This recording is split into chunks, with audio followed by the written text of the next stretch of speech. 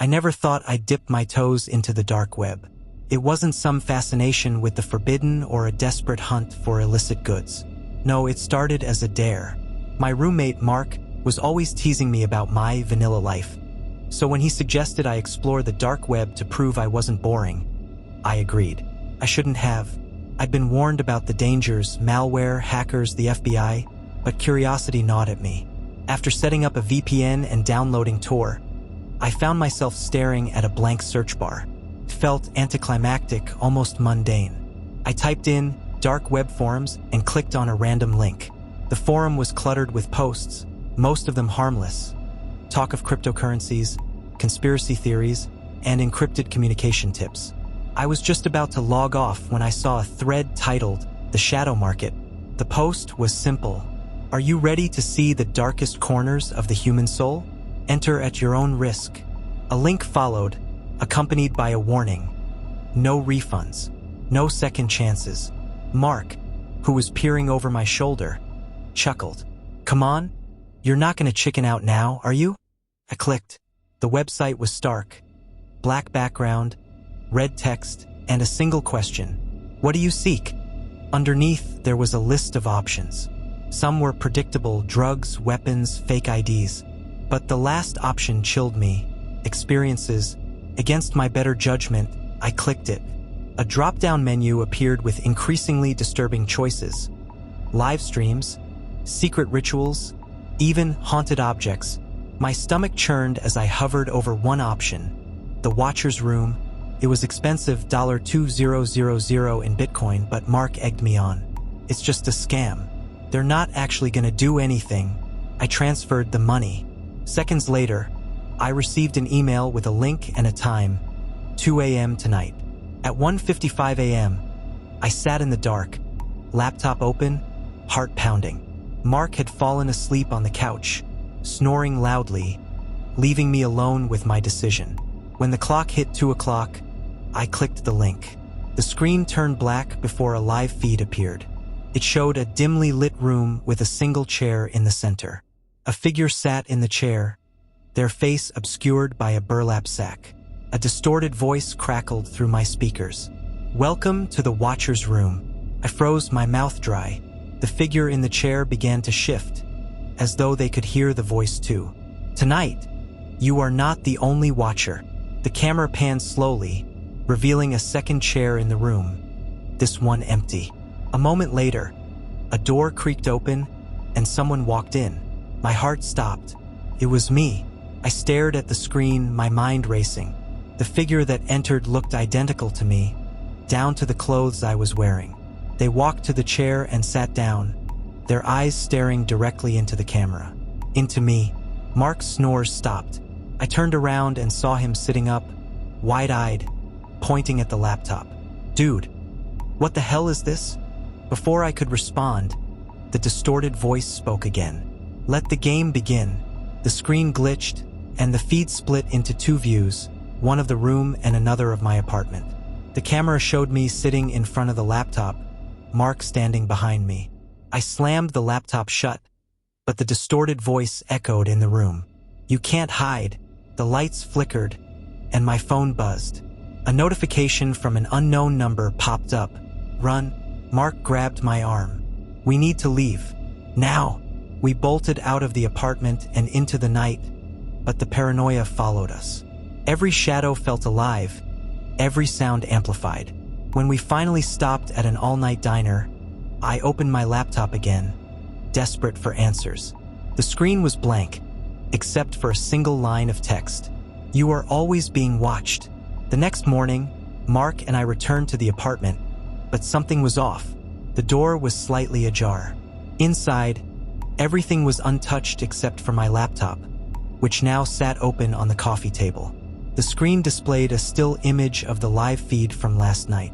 The figure in the chair, my doppelganger, was gone. In their place was a mirror, and in the reflection, I saw myself staring back. But I wasn't alone. Behind me stood a shadowy figure, its hand resting on my shoulder. The breath caught in my throat as I stared at the image. The shadowy figure behind me wasn't clear, just a dark, humanoid shape, but it radiated malice. Its long fingers rested on my shoulder as if claiming me, its faceless head tilting slightly as though it knew I was watching. Mark leaned over, squinting at the screen. "What the hell is that?" he whispered. I don't know," I stammered, my voice trembling. I slammed the laptop shut again, but I couldn't shake the feeling that the shadow was still there, watching. My apartment, once a sanctuary, now felt suffocating, like the walls were closing in. "Maybe we should call someone," Mark said. "The police, maybe? Or like, an IT guy." "Yeah, and tell them what? That my laptop's haunted? They'll laugh us out of the station," I snapped, though the frustration wasn't aimed at him. I was terrified, and I didn't know what to do. Mark nodded reluctantly and backed off. "Fine, but you're not staying here alone tonight. Whatever this is, it's not normal." That evening, we both sat on the couch, barely speaking, the TV playing some mindless show in the background. I couldn't focus. Every time the screen went dark during a transition, I caught glimpses of the reflection. Mark and I sitting there, and a shadow standing behind us. It was subtle, barely perceptible, but it was there, always there. At around midnight, Mark dozed off, but I couldn't sleep. I stared at the laptop on the coffee table, the compulsion to open it clawing at my mind. I needed to know more, even if every instinct told me to walk away. Eventually, curiosity won. I opened the laptop, half expecting the same static image. Instead, the screen displayed a live feed again. This time it was my apartment. The camera was positioned in the corner of the living room, giving me a full view of Mark and me. My blood ran cold as I realized something. There was no camera in my apartment. "Mark," I whispered, shaking him awake. "Mark, wake up," he groaned, sitting up groggily. "What now?" I pointed at the laptop, my hands trembling. "Look, that's us. Right now." He leaned forward, his eyes widening. "How the hell?" Before he could finish, the distorted voice returned, this time coming from the laptop speakers. "You shouldn't have come back." The screen flickered, and the camera view zoomed in, closer and closer to me, until it focused on my face. My own eyes stared back at me, wide with terror. Then the shadow appeared. It emerged from the darkness behind me, its form glitching as though it didn't belong in this reality. Its long, spindly fingers stretched toward the back of my head, but before it could touch me, the screen went black.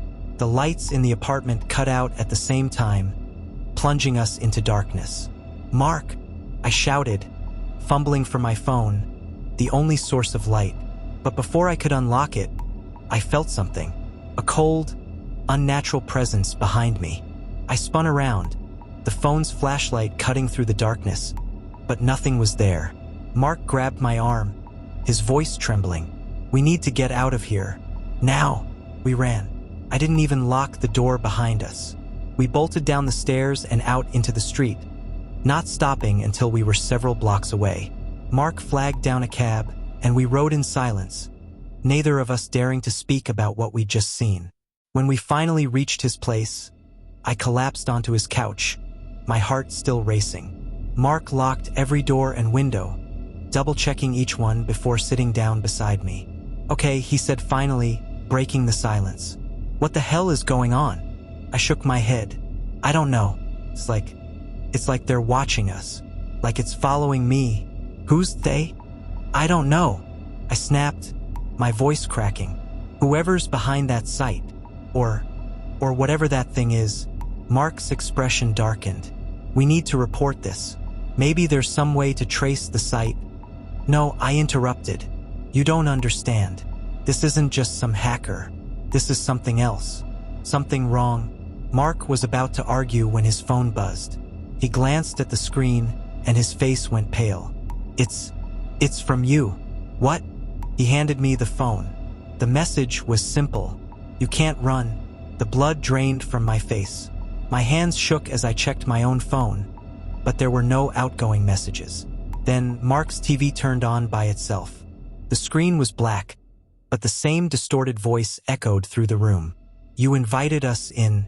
The screen flickered, and a new image appeared. A live feed of Mark's apartment. Us, sitting on the couch, staring at the TV. And behind us, the shadow. It was closer now, almost fully formed.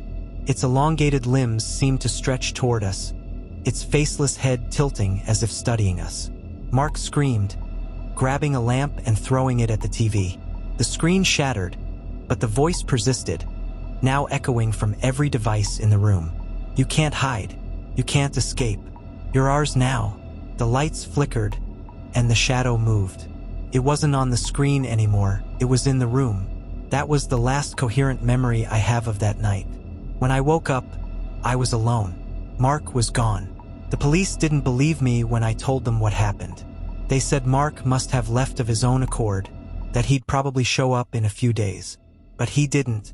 I tried to move on, but the shadow never left me. It's always there, in reflections, in the corner of my eye, in the static of the TV late at night. I don't go online anymore, not even for the most mundane things. The internet feels tainted, like it's no longer a tool but a doorway.